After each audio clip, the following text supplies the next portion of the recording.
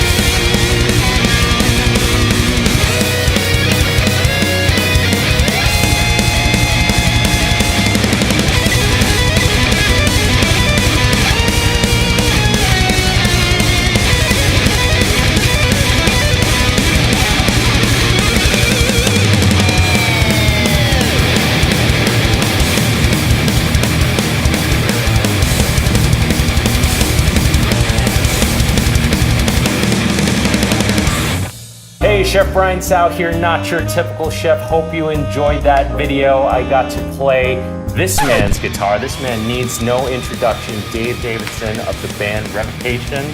What is up? Thank you so much for doing this. You made the trek all the way from Brooklyn, New York. Your new adopted home, right? Yeah. Little traffic, but made it here.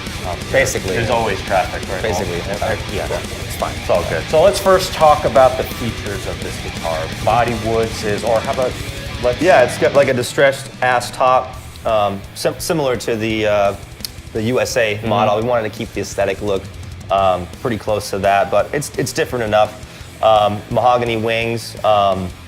It's got, so people can see the mahogany wings back. It's got a maple neck, so it's super sturdy, and the feel of the neck is really similar to the USA model. That was a big one for me. I wanted, for the Pro Series, the neck to match as close as possible to that USA neck, because I spent a lot of time with them kind of describing exactly what I wanted, and they nailed it on the USA side of things. So I wanted to make sure everyone that got one of these had a similar feel to it, and they did a great job. Awesome. Imperium pickups, DiMarzio, that's my signature series. I was developing the DiMarzio set in conjunction with the USA model when we were prototyping everything out. So I think the pickups just work great for the guitar, and they sound awesome, and they're diverse all around. Speaking of that, it's got the push-pull coil tap, so oddly enough, you can get some single coil, almost Strat-like sounds out of this this metal beast right here. I really love the combination of woods. So I play mainly active pickups. I hadn't played a passive pickup guitar in a while, so when I picked this up, it kind of threw me off one, because the attack is different, it's all different. But these pickups, as opposed to what most people would think a metal band plays as far as pickups go, these are actually medium output. They're not super high output. Tell me about why you went that direction. Because I love it. Thank you. I wanted to do something different, like first and foremost, but it wasn't just trying to be different for the sake of being different.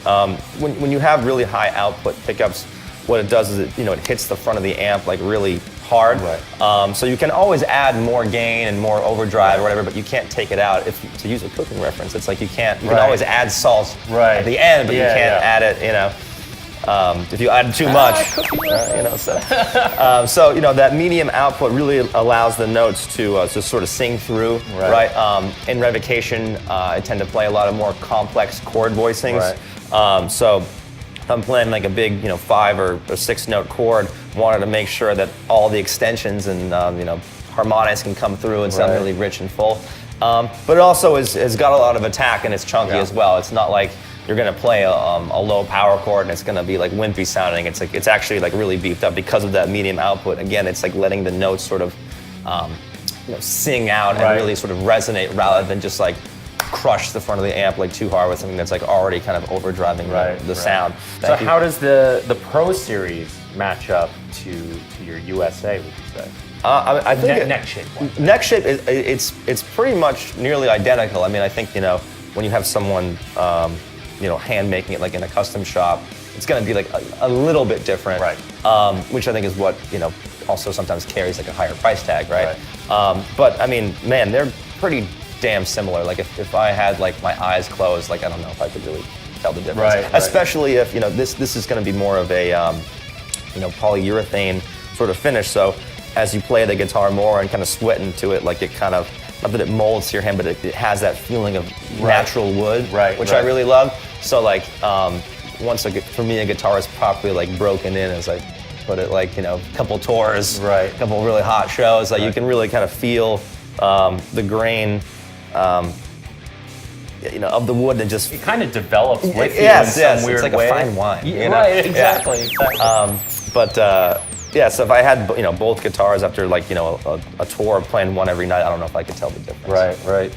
Tell us a little bit about what you got going on and sure. What you've been up to. Yeah, we've got our new record, The Outer Ones, is coming out September 28th, I believe. And we've got a headline tour planned around it. We're going out with Exhumed, Rivers of Nile, Yautja. It's going to be an incredible lineup.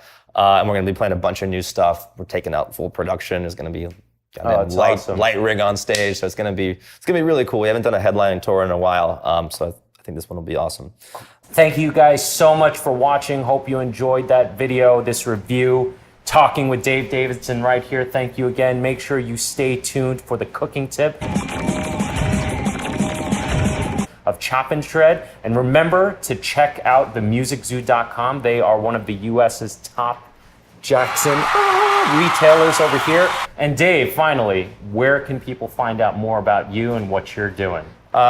I'm on Instagram, david.davidson. You can follow the band at Revocation on Instagram and all the social medias and stuff like that.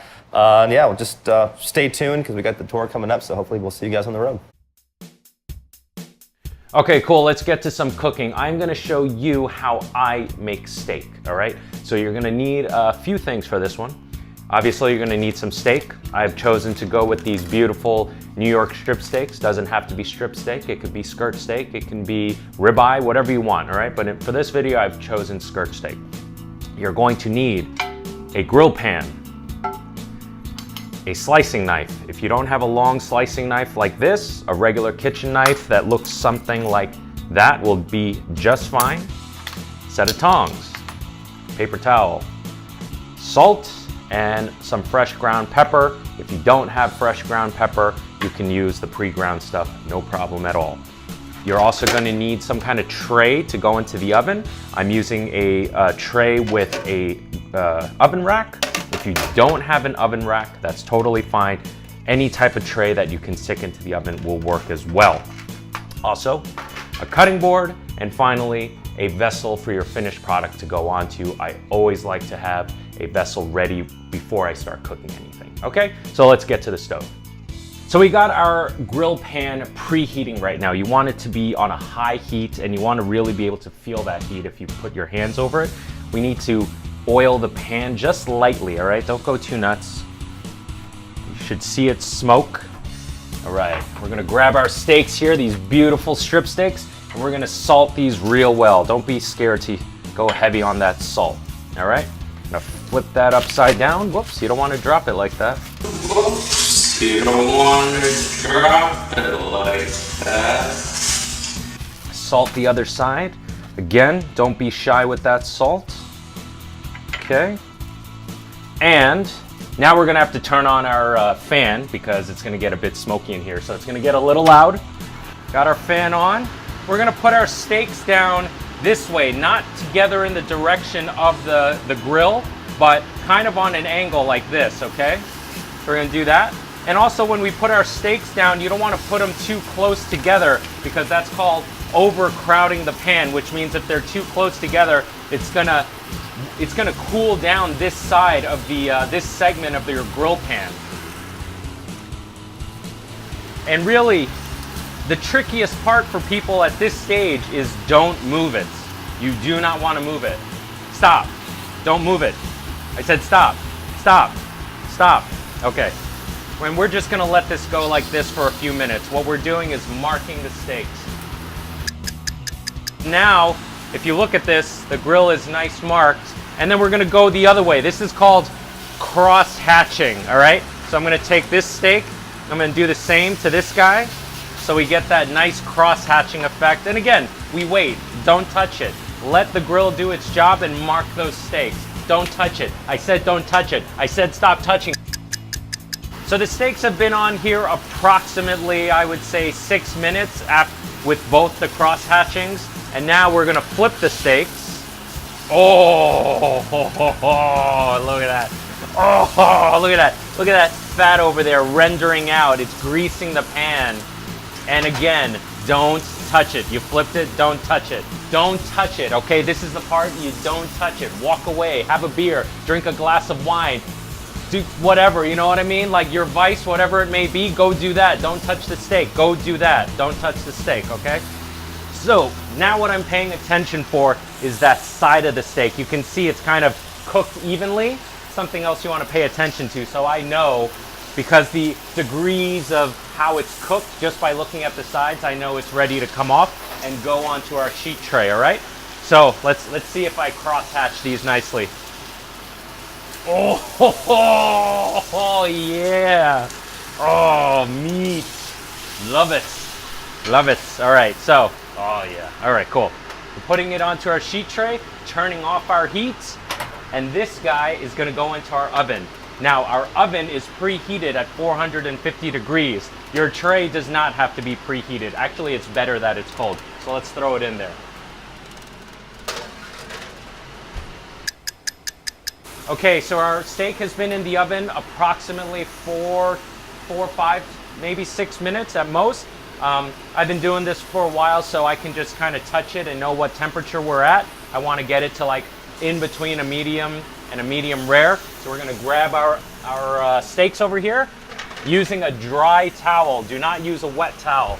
We're just going to take these bad boys right onto our cork. And here's another really important part. Don't touch it. Don't touch it. Don't touch it. Don't touch it. Do not touch it, okay? This is where we let the steak rest.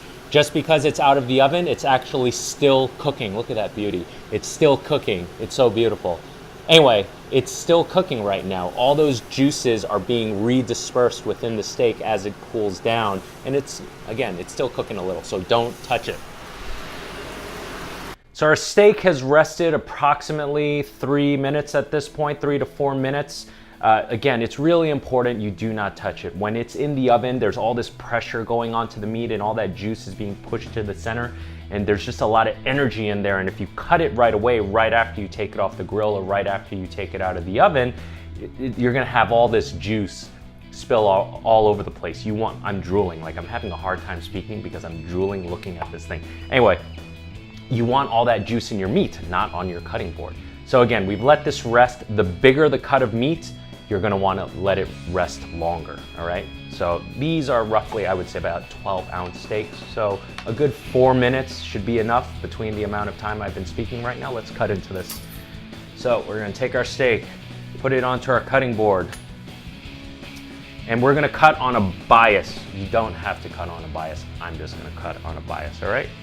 So, and I like my steak somewhere between medium rare and medium well. I actually don't like it raw in the middle, rare in the middle.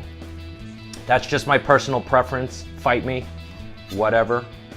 But I think if you get that sweet spot, I think that's actually where steak should be. And you know, some cuts of steak actually benefit from being more well done than others. Like I actually prefer my skirt steak medium.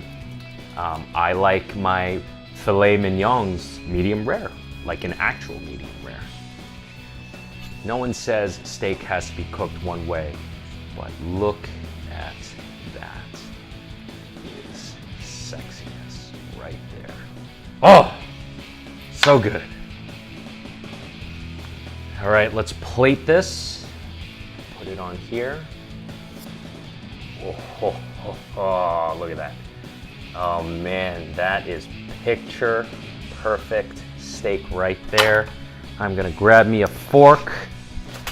I'm gonna bite into this piece of meat. So let's go for a centerpiece. Look at that. Damn. Oh, and we almost forgot the black pepper. You know what, honestly, I'm only human.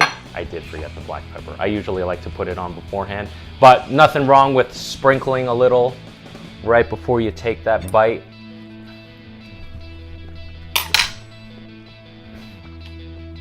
Mmm. Mmm.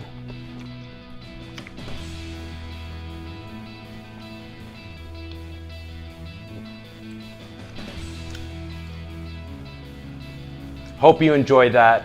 Check out themusiczoo.com.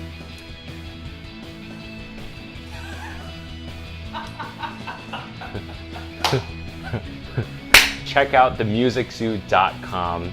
Chef Brian Tsao, not your typical chef, signing out. It's good. You guys got to try that right now. Like, try it.